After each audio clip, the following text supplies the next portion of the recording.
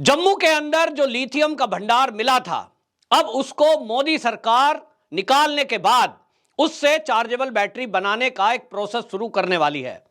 इसके लिए आपको बता दें कि टेंडर जारी किए जाएंगे और जो कंपनियां अब इसको निकालने का जिम्मा लेंगी, उसके बाद भारत में इसको प्रोसेस करके उससे चार्जेबल बैटरियां बनाई जाएंगी, जो बैटरी इस्तेमाल आपके मोबाइल फोन, लैपटॉप और इलेक्ट्रिक वाहन के अंदर उपयोग में होती है। आपको बता दें कि ये जो भंडार मिला है, ये दुनिया का 7वां सबसे बड़ा भंडार है। 59 लाख टन ये जो लिथियम का भंडार भारत के अंदर मिला है, इससे भारत को 3000 अरब रुपए ये मिलने जा रहे हैं। एक तरह से ये आंकड़ा है और माना जा रहा है कि अब इसके कारण से भारत की अर्थव्यवस्था चीन को पछाड़कर जो प्रथम या द्वितीय स्थान दिला सकती है, उसमें बहुत बड़ा रोल अदा करेगी।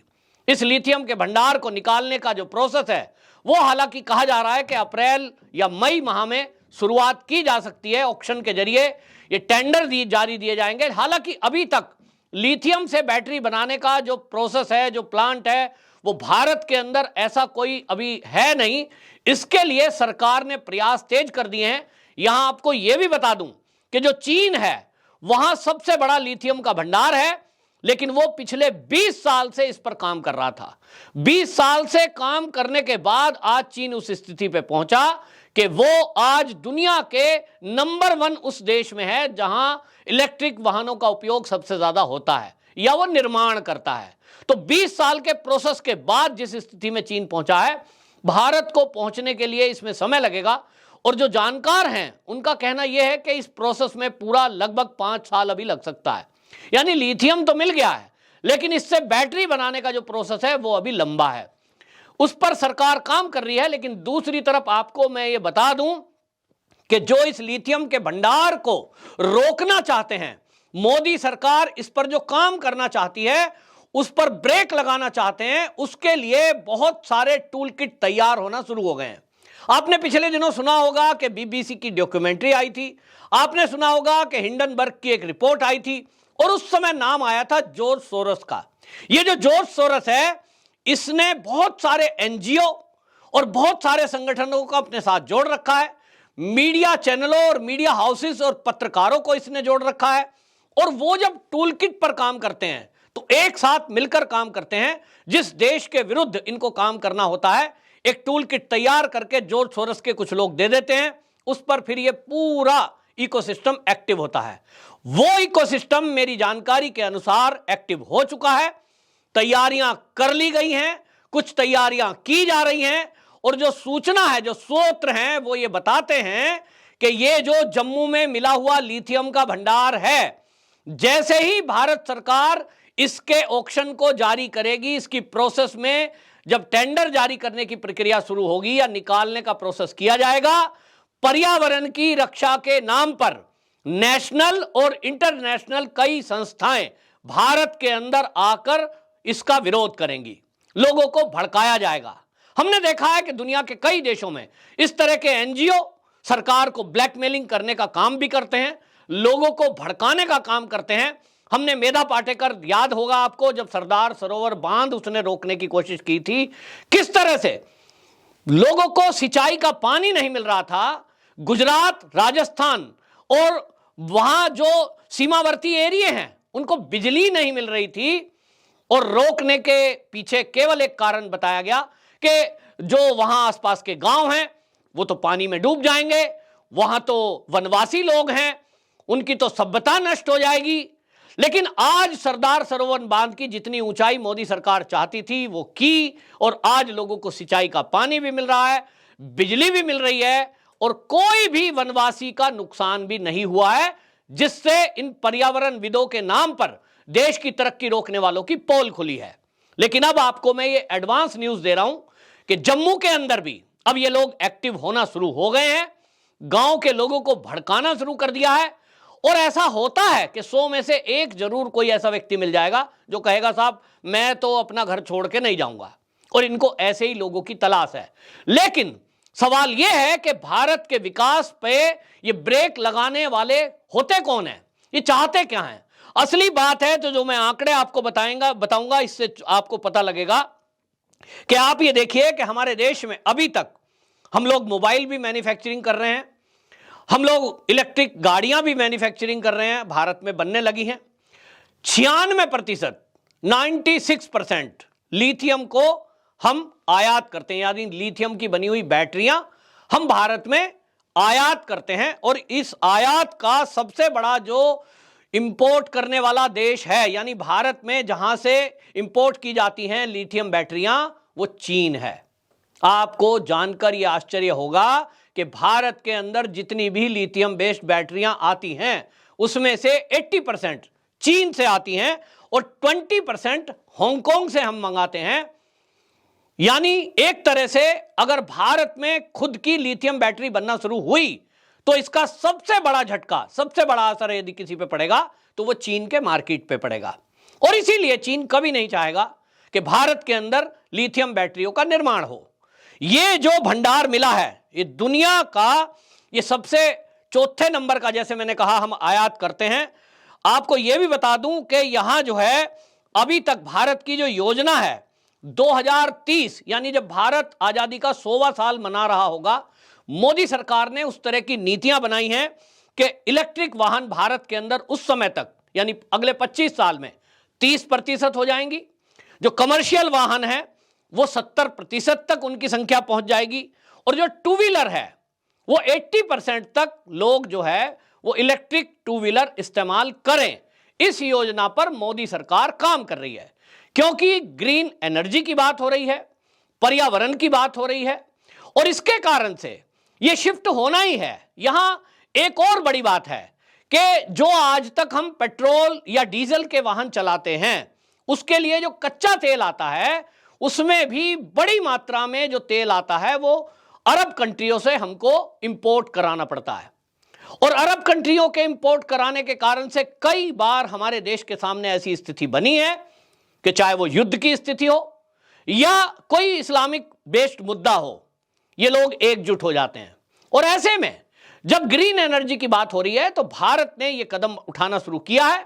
अभी हम बाहर से बैटरियां मंगा रहे हैं, जैसा मैंने बताया कि 80% लिथियम बेस्ड बैटरी चीन से आ रही है, 20% हांगकांग से आ रही है। लेकिन मोदी सरकार की जो नीतियां हैं 2014 के बाद से, उनकी नीतियां इस तरह की हैं कि हम चीन को ऐसा कर दें कि हमें चीन से कोई भी सामान ना मंगाना पड़े, और अगर अब चीन से मंगाने को मजबूर भी हैं तो चीन के अलावा किसी और देश से मंगाएं।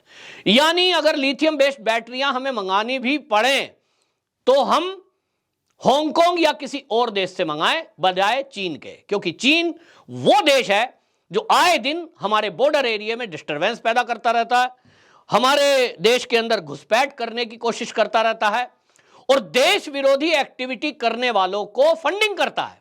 पाकिस्तान के जितने भी आतंकवादी संगठन हैं, आप देख रहे हैं कि वहां रोटी के भी लाले पड़े हुए हैं। लेकिन अभी हाल ही में चीन ने उनको फिर से एक बार लोन देने का फैसला कर लिया है।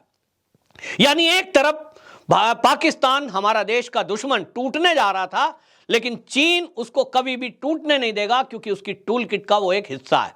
उसके जरिए वो भारत में आतंकवाद परोसता है, उसके जरिए वो भारत में इस्लाम विरोधी नैरेटिव चलाता है।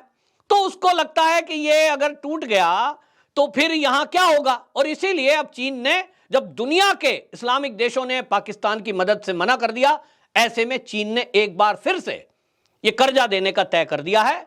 ये पहले से अनुमान था कि चीन पाकिस्तान को ऐसे ही छोड़ने वाला नहीं है, और इसी कड़ी में भारत की नीति है कि चीन हो या पाकिस्तान या भारत के अंदर बैठे हुए गद्दार, 2.5 मोर्चे का युद्ध वो कैसे लड़ा जाए, उस पर मोदी सरकार पूरी रूपरेखा बना रही है। सब जानते हैं, तैयारी चल रही है। तो चीन हो या पाकिस्तान, उनसे लड़ने के लिए हमारी सेनाएं वो अपने आप में मजबूत होने का काम कर रही हैं। लेकिन 0.5 मोर्चे पर जो युद्ध होगा, उस युद्ध के लिए आपको और मुझे जैसे लोगों को तैयार होना पड़ेगा। मेरा काम है, मैं आप तक ये मैसेज पहुंचाता हूं और जानकारी पहुंचाता हूं, लेकिन आपका काम है कि जो मैसेज आप तक पहुंचे हमारे चैनल के जरिए, उसको आप देश की जनता तक ज्यादा से ज्यादा पहुंचाएं, ताकि लोग अवेयर हों कि इस देश के अंदर देश की तरक्की को रोकने के लिए और चीन को लाभ पहुंचाने के लिए कुछ लोग एक्टिव हैं। ये जो टूल किट है, जिस तरह से भारत के उद्योगपतियों के खिलाफ, अभी आपने देखा कि हिंडनबर्ग की एक रिपोर्ट आई जिसके कारण भारत के उद्योगपति नहीं तो भारत की अर्थव्यवस्था को भी चौपट और प्रहार करने का एक प्रयास था।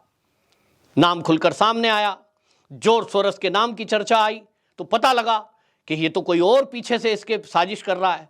ठीक इसी तरह अब इस लिथियम के भंडार को भी कैसे रोका जाए, कैसे इस पर जो मोदी सरकार काम करना चाहती है, भारत जो लिथियम बेस्ड बैटरी के बारे में आत्मनिर्भर बनने का प्रयास कर रहा है, उसको कैसे रोका जाए, ये साजिश रची जाएगी।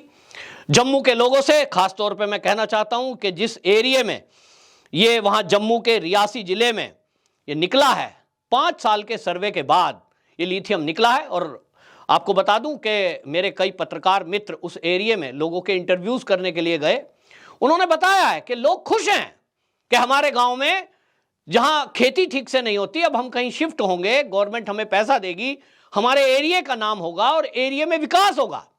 क्योंकि कहीं ना कहीं कोई वहां पर जब प्लांट लगेंगे, जब लिथियम को बैटरी में कन्वर्ट करने के लिए वहां प्रोसेस चलेगा, लोगों को रोजगार मिलेगा, तो लोग खुश हैं। लेकिन आप देखेंगे कि इसी में लोग भड़काने का काम करेंगे। ये जो एरिया है, आपको बता दूं, सलाल कोटली और सलाल कोट 2 नगर पंचायत यहां आती हैं और ये 6 किलोमीटर में क्षेत्र पूरा फैला हुआ है, जिसमें लगभग 120 कनाल जमीन इस एरिया में है। तो वहां अभी तक तो कोई नहीं है, लेकिन जो सूत्र हैं वो ये बता रहे हैं कि नेशनल और इंटरनेशनल लेवल पर पर्यावरण के नाम पर जॉर्ज सोरोस की किट इस क्षेत्र में फिर से एक्टिव होने जा रही है। प्लानिंग तैयार की जा रही है लोगों को भड़काने के लिए, और सीधा सीधा यह है कि किसी तरह ये जो भंडार है ये भारत की जमीन में दफन ही रहे और भारत चीन पर ही निर्भर रहे, चीन का व्यापार चलता रहे। यहां आपको यह भी बता दूं कि ये जो कांग्रेसी हैं, जिस तरह से उस टूल किट के हिस्सा बनकर काम करते हैं, इनकी एक पोल पट्टी उसी क्षेत्र के जहां ये लिथियम का भंडार मिला है वहां के ग्रामीणों ने की है। जो पुराने लोग हैं उन्होंने बताया है कि इंदिरा गांधी ने 1975 में जब इमरजेंसी लगाई थी तो 1976 के अंदर यहां से लिथियम को ये निकालकर ट्रक के ट्रक भरकर रेल मार्ग से उड़ीसा पहुंचाए जाते थे, और वहां से कहां जाते थे, विदेश में जाते थे, ये किसी को नहीं पता। ये तो कांग्रेस को जवाब देना है, ये जांच का एक विषय है। मोदी सरकार से कहना चाहूंगा कि इस विषय की भी जांच करे और देश की जनता के सामने वो रिपोर्ट आनी चाहिए कि हमारे देश का ये सफेद सोना कहां पहुंचा दिया गया। लोगों का कहना है कि यहां से ट्रक के ट्रक भर के जाते थे, इमरजेंसी का टाइम था, लोगों को पकड़ पकड़ कर जेल में डाला जा रहा था। और उस समय आपको याद होगा, तो जो पुराने लोग हैं वो जानते हैं कि देश की जितने भी प्रमुख विपक्षी नेता हैं उन सबको जेल के अंदर डाल दिया गया था, यहां तक कि पत्रकारों तक को भी जेल में डाल दिया था। अखबारों पर सेंसरशिप लागू कर दी गई थी। यानी एक पूरी तरह से यहां इमरजेंसी लगाकर इंदिरा गांधी ने अपना एक ऐसा शासन कर लिया था कि लोग दहशत में थे। तो ऐसे समय में कोई सवाल कैसे करता कि साहब ये ट्रक जा कहां रहा है। लेकिन आज उसकी जांच होना जरूरी है और यह भी पता लगाना जरूरी है कि कांग्रेस के शासन काल में 2014 के पहले इस तरह का जो भंडार है, क्या कांग्रेस शासन में उसको भी चीन या किसी देश में भेज दिया गया है। ये जो टूल किट के लोग तैयारी कर रहे हैं पर्यावरण के नाम पर देश के विकास को रोकने के लिए, इस पर भी सरकार को ध्यान देना चाहिए कि ऐसे लोग देश के अंदर एक्टिव ना हो पाए। सरकार को अब एक ऐसा कानून बनाना चाहिए और ऐसा कड़ा कानून बनाना चाहिए कि ये लोग राष्ट्रद्रोह के केस में जेल के अंदर तत्काल बंद हों। जो भी इस तरह से लोगों को भड़काकर, झूठ फैलाकर, भ्रम पैदा करें, फेक न्यूज फैलाते हों, उनको राष्ट्रद्रोह की धाराओं में जेल में डालना चाहिए। वरना ये वो लोग हैं कि भारत के लोगों को भड़काकर भारत के अंदर ये बवंडर कराने से भी बाज नहीं आएंगे। आपका क्या कहना है कमेंट बॉक्स में जरूर लिखें और वीडियो को जैसा मैंने कहा शेयर जरूर करें। वंदे मातरम।